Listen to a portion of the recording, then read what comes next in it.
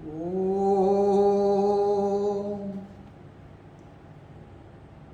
आज हम गीता के अंतिम अध्याय 18वें अध्याय का अवलोकन करने जा रहे हैं।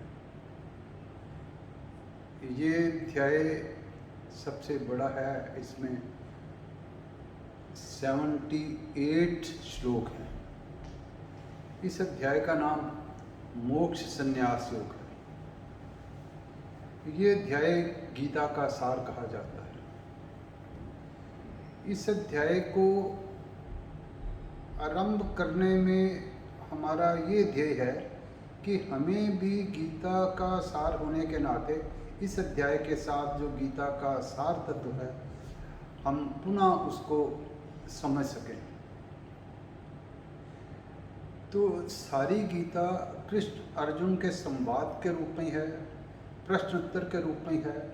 तो हमने भी ये सोचा है कि 18वें अध्याय प्रारंभ करने से पहले अपने मन में जो कुछ संभावित प्रश्न हैं वो निश्चित कर लें। वो संभावित प्रश्नों के उत्तर के तौर पे जब हम 18वें अध्याय का अध्ययन करेंगे, क्योंकि हमें उसके प्रति जिज्ञासा होगी, तो हमारे को उसमें क्लैरिटी आने के चांसेस जो हैं ज़्यादा होंगे। तो ऐसा हमने सोचा है कि प्रश्न निर्धारित करें। सबसे पहला प्रश्न यही है कि ये सार कैसे है। हम पिछले अध्याय के रेफरेंसेस दे करके उनके संदर्भ में कुछ श्लोकों के संदर्भ में देखें कि ये कैसे ये सार है। फिर इसका जो इस अध्याय के आरंभ में जो दूसरा प्रश्न हमारे मन में आना चाहिए कि त्याग क्या है। त्याग वो नहीं है जो हम समझते हैं। फिर इसका है कि त्याग के प्राप्त करने के लिए कर्म के कौन से घटक हैं, कौन से फैक्टर्स हैं जिसके द्वारा त्याग और त्याग फिर उन फैक्टर्स के आगे जाके संन्यास के रूप में परिणत हो जाए। तो इनका भी हमने अध्ययन करना है।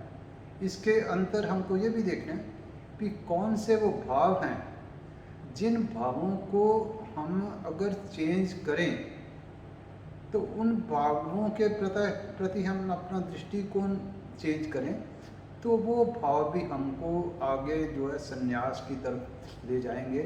फिर एक बार के संन्यास में यहाँ कर्म का त्याग नहीं है। फिर आगे हमने जो 5वां प्रश्न के तौर पे यहाँ पर आ जाएगा कि हमको अपने कर्मों के विभाग से जैसे जैसे हमारी प्रकृति है या जैसा वर्ण है या जैसा आश्रम है उसके स्वभाव से कर्म कौन से हैं, कैसे करने हैं। फिर आ जाता है कि अपने स्वधर्म के हिसाब से ही हमको कर्म करने हैं। स्वधर्म क्या है। फिर इसके उपरांत में आ जाएगा कि हमको जो है ज्ञान से कैसे भगवान की प्राप्ति हो। फिर अगला प्रश्न हमारे मन में रहेगा कि भक्ति से कैसे भगवान की प्राप्ति हो। फिर आएगा कि जो गीता का महात्मा है क्या, और फिर उसके बाद में आएगा गीता का निष्कर्ष क्या है। फिर अगर हम सबसे अंत में गीता की आरती जो हम एक बार हम पहले भी कर रहे हैं वो हम पुनः अवलोकन करेंगे। तो इन प्रश्नों के संभावित प्रश्नों को मन में रख करके हम गीता के 18वें अध्याय का अध्ययन करने जा रहे हैं। जो सबसे पहला ही प्रश्न मैंने कहा कि ये सारी गीता का सार है, वो कैसे है उसको कुछ अध्यायों के श्लोकों के संदर्भ में देख करके हम अपने मन में रखें कि ये गीता का सार है। इससे हमें जो हमें नहीं समझ लगी उसको भी समझने का प्रयास करेंगे। तो सबसे पहले दूसरे अध्याय का ही 39वां श्लोक आता है, एषा ते विहिता सांख्ये बुद्धिर्योगे तिमाम शृणु। तो ये जो भगवान उसमें कह रहे हैं कि मैंने ये जो बुद्धि है तेरे को सांख्य योग के बारे में कही है। फिर दूसरी लाइन में बुद्धिया युक्तो यया पार्थ कर्म बंधन प्रहाससि, कि यही बुद्धि अब मैं तुम्हें कर्म योग के बारे में कहूँगा जिससे तुम कर्म बंधन से मुक्त हो जाएंगे। इसका जो सांख्य का मतलब संन्यास ही है, कर्म योग का मतलब त्याग ही है। ये 18वें अध्याय में दोबारा आया है। अगर हम तीसरे अध्याय का भी तीसरा श्लोक अवलोकन करेंगे। लोकेस्मिन् द्विविधा निष्ठा पुरा प्रोक्ता म्यानग ज्ञान योगेन सांख्यानाम कर्म योगेन योगिनाम। वो भी यही है कि इस लोक में दो तरह की निष्ठा के लोग हैं, एक सांख्य निष्ठा वाले जो ज्ञानी हैं, दूसरे कर्मयोग की निष्ठा वाले जो योगी हैं। यही दोबारा पुनः त्याग और संन्यास के रूप में 18वें अध्याय में परिणत हो रहा है। तीसरे अध्याय का ही और श्लोक आता है, तो उसमें क्या है, श्रेयन स्वधर्मो विगुणा पर धर्मा सुनिश्चिता स्वधर्मे निधनम श्रेया पर धर्मा व्यावहा, कि अपने धर्म में ही स्थिति स्वयं की रहनी चाहिए, अपने धर्म में ही कर्म करते रहना चाहिए, चाहे वो धर्म हमको देखने में, स्वधर्म देखने को ठीक ना लगे। अपने धर्म में अगर मृत्यु भी प्राप्त हो जाती है तो दूसरा का दूर से दिखने वाला श्रेय धर्म से ये ठीक है। ये श्लोक गीता के 18वें अध्याय में 47 में इसकी पहली लाइन बिल्कुल वैसे की वैसे ही रिपीट हुई है। श्रेयान स्वधर्मो विघ्ना पर धर्मा सुनिश्चिता स्वभाव नीतम कर्म। तो उसमें सिर्फ यह है कि स्वभाव के नियत के हिसाब से कर्म में पहली लाइन पूरी की पूरी वैसे ही जो रिपीट हुई है। तो ये हमने जैसे जैसे हम इसका हम अध्ययन करते जाते हैं तो ऐसे ही जो अगर चौथा अध्याय भी आएगा तो उसमें कर्मण्य कर्मजा पश्यति कर्म से भी जो कर्म को कर्म में परिणत कर देता है, तो कर्म का अकर्म में परिणत होना भी एक तरह का संन्यास ही है, जो कर्म करते हुए अकर्म प्रतीत होता है। ये पुनः सारी गीता का संदेश में कहीं भी कर्म को छोड़ना नहीं है, जो हम लोगों को ये मन में रख के गीता का अध्ययन करना है। अब 5वें अध्याय का जो तीसरा श्लोक है, ज्ञेयं चिनित सन्यासी यो न द्वेष्टि न कांक्षति निर्द्वंदो ही महाभाव सुख बंधात प्रमुच्यते। कौन ज्ञानी है, कौन योगी है? ज्ञेयं चिनित सन्यासी, सन्यासी कौन है? उसी को समझो, ना द्वेष करता है ना किसी की अभिलाषा करता है, द्वंद्वों से रहित है, वही सदा सुखी है। यही गीता के 18वें अध्याय में रिपीट हुआ है। 6ठे अध्याय का प्रथम श्लोक भी ऐसे ही है, अनाश्रिता कर्म फलम कार्यम कर्म करोति सा सन्यासी च योगी च ना निर्विघ्न चाक्रिया। कि जो कर्म फल के ऊपर आधारित नहीं है वही योगी है, वही सन्यासी है। इसी को ही हमने बार बार ध्यान में करना है। तो वो नहीं सन्यासी जो उसमें ज़ील नहीं है कर्म करने की, कर्म छोड़ दिया है, वो नहीं है। तो 18वें अध्याय में भी यही है। ये 6ठे अध्याय का भी वैसे ही परिणत हुआ। तो 7वें अध्याय में भी जरा मरण मोक्षाय मामाश्रिति तंतिते, कि जो सारे कर्मों को मेरे आश्रित करके है तो उसका कल्याण हो जाता है। ये 18वें अध्याय में जो श्लोक बहुत इम्पोर्टेंट श्लोक है, सर्वधर्मान परित्यज्य मामेकम शरणम व्रज अहं त्वा सर्व पापेभ्यो मोक्षयिष्यामि मा शुचा, ये उसी का एक अनुरूप यहाँ पर आता है।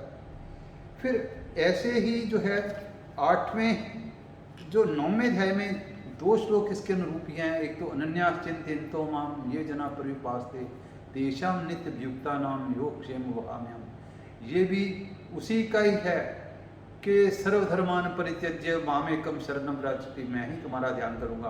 18वें अध्याय का 67 वर्ष है। इस 9वें अध्याय का 34वां श्लोक है, वो भी एज इट इज उसकी पहली लाइन और दूसरी लाइन का प्रथम शब्द उसमें रिपीट हुआ है। मन मना मत भक्तो माम मद्याजी माम नमस्कुरु मामे वैश्यसी युक्ते त्वाम आत्मानम मत परायणा, कि मेरा भक्त बन, मेरे को समर्पित कर, मेरे को नमस्कार कर, मैं जो है मेरे परायण हो, मैं ही तेरा कल्याण कर दूंगा, निश्चित कल्याण करूंगा। तो 18वें अध्याय में भी ऐसे ही कहा कि मन मना मत भक्तो माम मद्याजी माम नमस्कुरु, तो मेरे को ही अर्पित कर, तो मैं ही तुम्हें ये प्रतिज्ञा करता हूँ, भगवान ने कहा कि मैं ही तुम्हारा जो कल्याण कर दूंगा। तो इस तरीके से फिर 10वें अध्याय का भी यही आता है कि मत चित्ता मत गत प्राणा बोधयंता परस्परम कथयंत माम नित्यम तुष्यंती च रमंती च, कि मेरे को ही अर्पित करते, अपने प्राण को मेरे आश्रित ही रहे। यही जैसे बार बार वही श्लोक जो मैं कहता हूँ, सर्वधर्मान परित्यज्य, यही भगवान ने आश्रित होने के लिए 18वें अध्याय में भी कहा है। 11वें अध्याय में भी ऐसा ही आता है, तस्मात् उत्तिष्ठ यशो लभस्व जित्वा शत्रुन भुंगस्व राज्यम समृद्धम मयि वेत्ता निहत्ता पूर्वमेव निमित्त मात्रम भव सवे साचन। हे अर्जुन, तू उठो, युद्ध करो, निमित्त मात्र बन के करो। जब निमित्त मात्र बन के करेंगे तो वही त्याग है। जब हमें पता ही नहीं चलेगा कि काम कर रहे हैं, हम सोचेंगे नहीं, तो वो संन्यास है। यही गीता के 18वें अध्याय में भी रिपीट हुआ है। 12वां अध्याय भी ऐसे ही है कि उसमें श्लोक 6वां श्लोक आता है, ये तू सर्वाणि कर्माणि मयि सन्न्यस्य मत्परा अनन्य नैव योगेन मां ध्यायन्त उपास्ते। तू सारे कर्मों को मेरे को अर्पित करके कर, मैं ही तुम्हें सब तरीके के पापों से मुक्त करता हूँ। यही जो बार बार मैं श्लोक को रिपीट कर रहा हूँ, यही 18वें अध्याय है। ऐसे ही 13वें अध्याय में भी आता है कि प्रकृतिव च कर्माणि क्रियमाणानि सर्वशा स्या पश्यति तथात्मानम अकर्तारम सा पश्यति। कि जो भी है सारे कार्य प्रकृति द्वारा ही हो रहे हैं, जिसके द्वारा सारी समष्टि को मैनेज हो रहा है, उसी के द्वारा व्यष्टि हमारा इंडिविजुअल शरीर को मैनेज हो रहा है। तो ये जो समझता है कि स्वयं जो भगवान है, वो जीव है, वो अंदर कुछ नहीं करता, तो इसको समझने के लिए ही 18वें अध्याय में भी 7वां श्लोक आता है कि ये जो आत्मा को समझता कि आत्मा कर रही है, वो दुर्मति है, वो दुर्बुद्धि वाला है, उसको कोई उसकी मलन बुद्धि है। तो इस तरीके से फिर जो है, जो 14वें अध्याय में भी आता है कि माँ जो व्यभिचारिण, जो बिल्कुल अनन्य भाव से मेरी भक्ति करता है, यही 18वें में रिपीट है। 16वें अध्याय में जो भी आता है कि सात्विक के गुण जो हैं, उसमें श्लोक संख्या 1 से लेकर श्लोक संख्या 3 तक दैवी पुरुष के गुण हैं, जो हमने अभी अभी कुछ दिन पहले ही करा था कि वो सारे जो है अभयम सत्व संशुद्धि ज्ञान योग व्यवस्थिता, वो 26 गुण जो उसमें बताए हुए हैं, तो वो वाले गुण जो दोबारा एक तरह का 18वें अध्याय में अपनाने के लिए हमको सत्वगुण, रजोगुण, तमोगुण के रूप में बुद्धि, धृति, ज्ञान, कर्म, कर्ता के तौर पे हमको बताने के लिए दिया है। और 17वें अध्याय का भी जो श्लोक आता है एक, कि 17वें अध्याय के श्लोक जो ओम तत्सत, कि जो हमने कर्म करने हैं, ओम तत् और सत, ओम भी भगवान का नाम है, तत् भी भगवान का नाम है, वह सत भी भगवान का नाम है सद्भावेच, तो उनको अर्पित करके पर करने जो है श्रद्धा से करने हैं। तो ये सारे के सारे पिछले अध्यायों का हमने कुछ श्लोक रेफर करा, कई श्लोक हैं, तो ये सारे के सारे एक तरह का किसी ना किसी रूप में उनका भाव जो है 18वें अध्याय में भी प्रकट हो रहा है। इसके बाद में हमको 18वें अध्याय में और जो है कि ये गीता का अध्ययन जो है किसको नहीं करना, किसको नहीं हमने बताना, जो अश्रद्धा वाला है, जिसकी तपस्या की बुद्धि नहीं है, जिसको हमेशा दूसरों में दोष ही देखने का जिसका स्वभाव बना हुआ है, उसको नहीं करना। और इसका फिर आगे जैसे हम आएगा, इस गीता का महात्म क्या है, जो सुनता है सुनाता है, वो सारा उसके भगवान ने कहा उसका कल्याण निश्चित है, बिल्कुल ही निश्चित है। तो ये इस तरह ये जो गीता हमारी जो हमने कहा है, तो प्रथम प्रश्न जो हमने अपने मन में निर्धारित करा है कि ये सारे पिछले अध्यायों का सार कैसे है, उसका हमने जो आज विश्लेषण करा है। अगले सत्र में हम इसके जो इसका संभावित प्रश्न पहला है कि त्याग क्या है, उससे हम आरंभ करेंगे।